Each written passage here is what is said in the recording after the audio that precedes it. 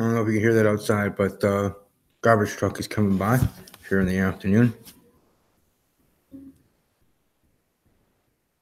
I actually just made it here to our house. So there we go. Pickup day, garbage pickup day here. So for those that care or those that now know, Wednesday's garbage day here for the complete household here in Wisconsin. So anyways, moving on to the actual business. Welcome to this channel. Welcome to the Sports Talk Network. Welcome here specifically to This Is Us review. I'm a little bit dressed up because I just came back from a military veterans meeting, local chapter thing I was doing. Don't worry, I was more dressed up than this when I was there, but I'm home now and kind of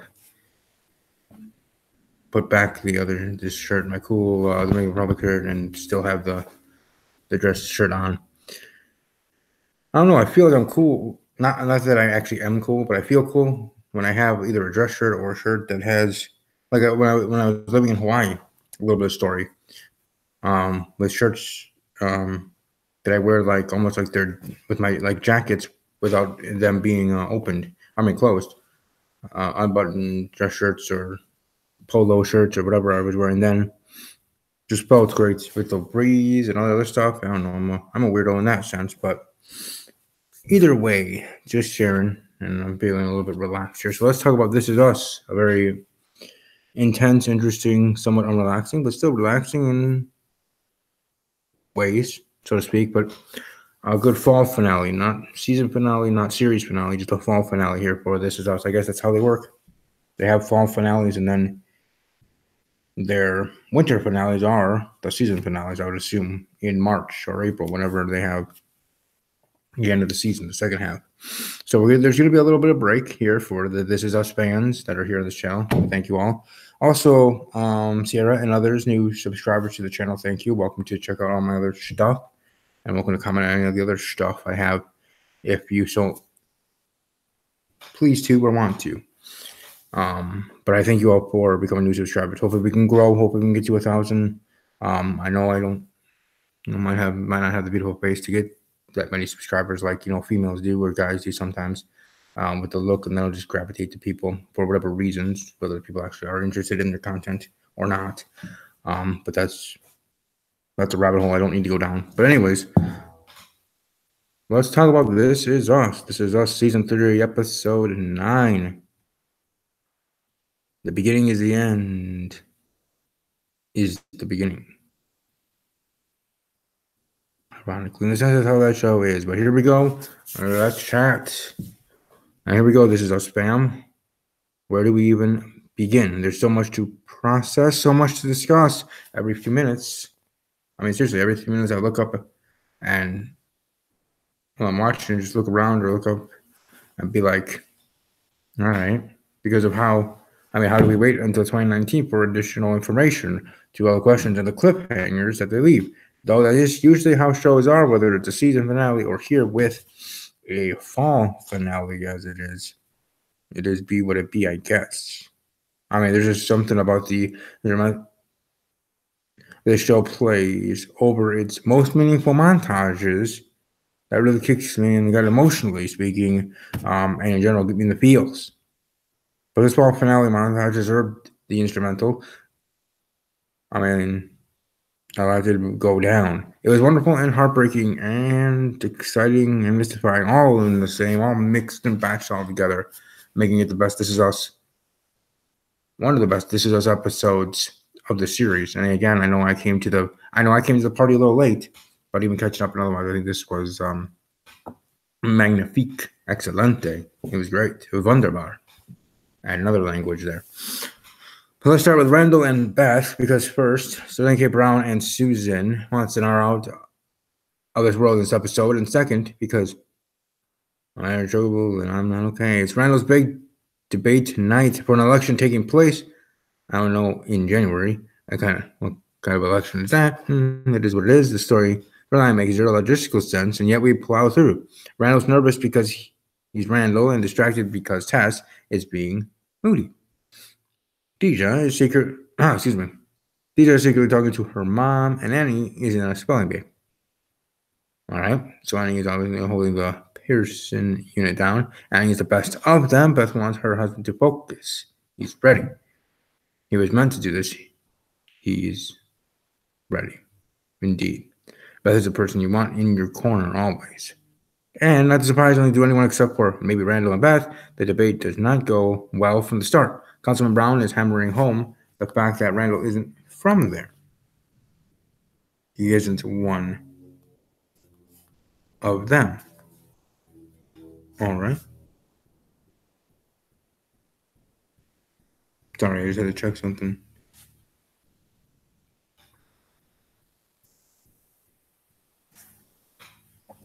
Sending me pictures here on Snapchat. I'm too busy. Sorry. Anyways, moving on where I was.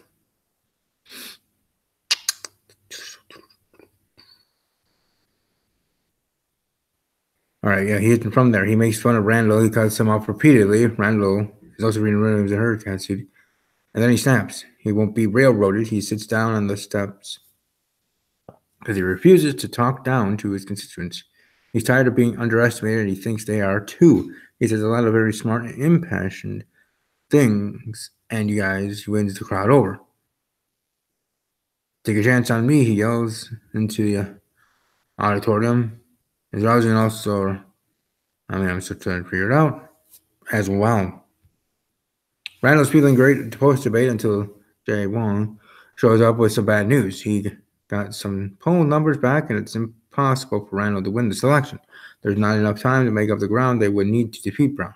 It's over. If it helps, Jamon looks pretty torn up about it as well, though to me it doesn't exactly. Around we're getting some tough news. Rebecca and Tess are handing out flyers. Rebecca drove Tess to the debate and initiated a pretty awkward card chat that Tess almost immediately saw through. Kate told her that Tess came out. I mean, listen, at first I was super pissed that Kate would betray her niece's trust like that. I mean, vulnerable. But the way the whole thing shakes out is a blessing in disguise. Turns out that Rebecca was the exact correct person to have looking out for Tess. After the card chat implodes, Rebecca tries again post-debate. If anyone knows what keeping a secret can do to a person, it's her. She physically aches. It started with headaches and upset stomach, but even now she aches in her bones from trying to repress all those emotions. She tells Tess that she doesn't need to talk to her parents until she's ready, but she doesn't want her granddaughter to turn out like her, an old lady aching from the inside out. Understandable, right? I'm worried about things, holding things in.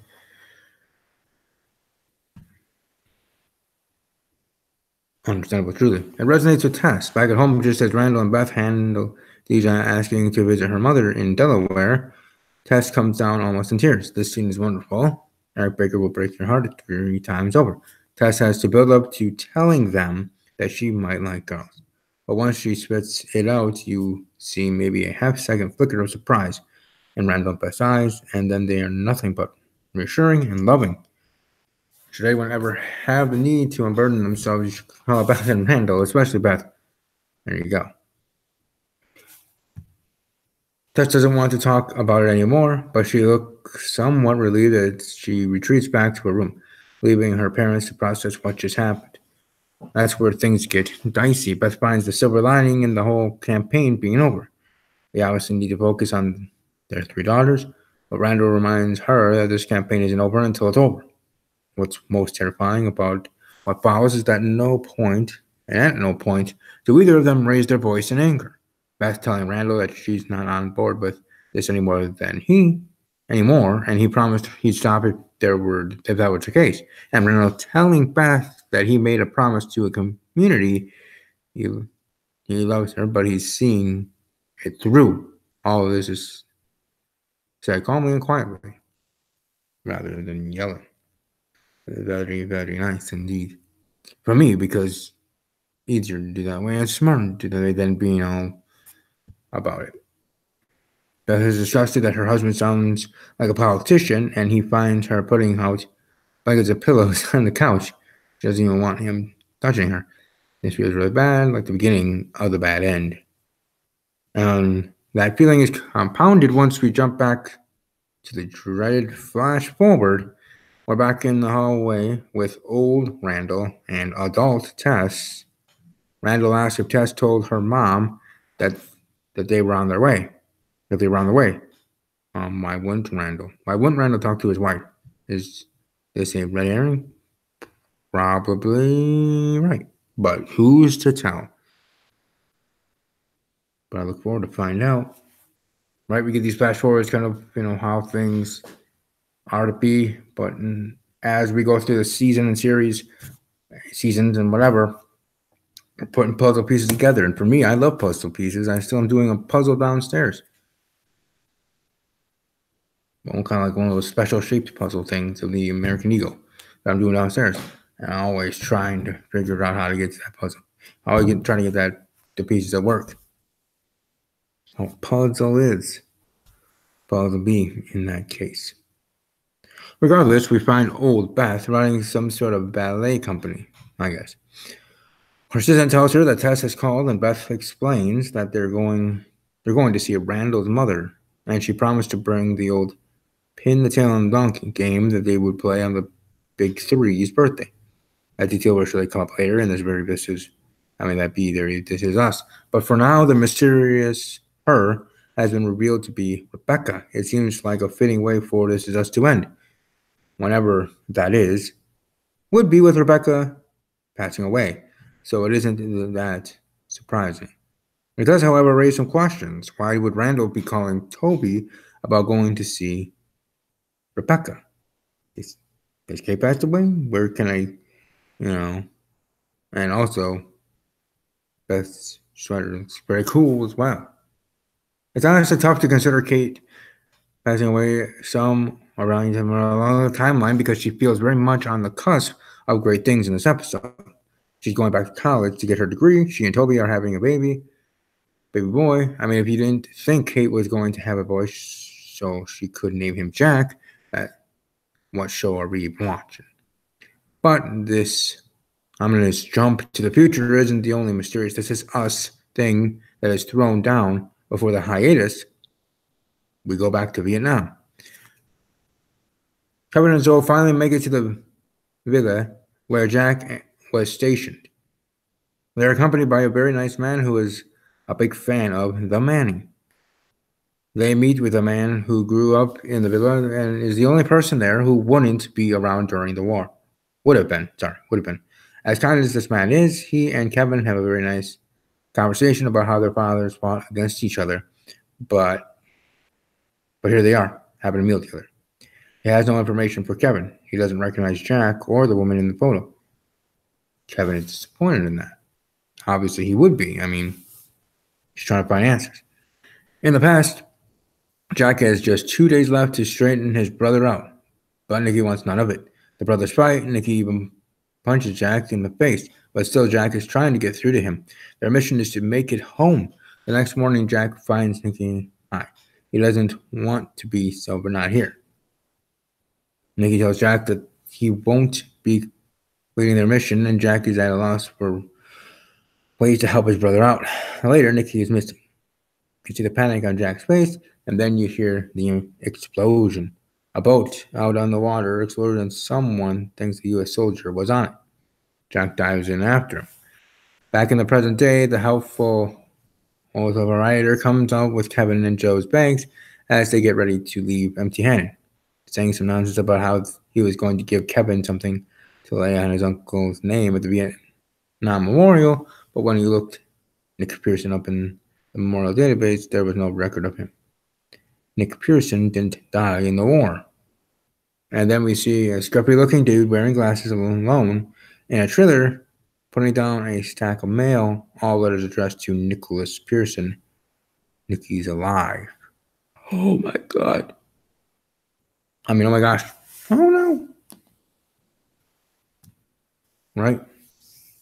But all these things that we're going to wait to find out when we get to 2019, when we get to 2 months from now, technically. December 1st is on Saturday. Nicholas Pearson being alive. Because it says there's no record of Nick Pearson. He didn't die in the war. And you're like, okay, so is this just another lie that we have to now go find out about, learn about, this and that? But all in all, that episode was the banger. Was a good one indeed. And I look forward to whenever this hiatus does end in 2019 that we do continue on seeing how the rest of season 3 goes. And hopefully I'll be able to have Monkey's Corner on as a guest in one of my reviews there.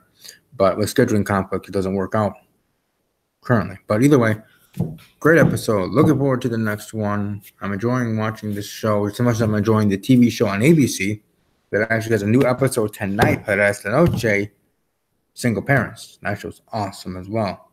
Funny humor. There's a beautiful, sexy woman part of the show, too.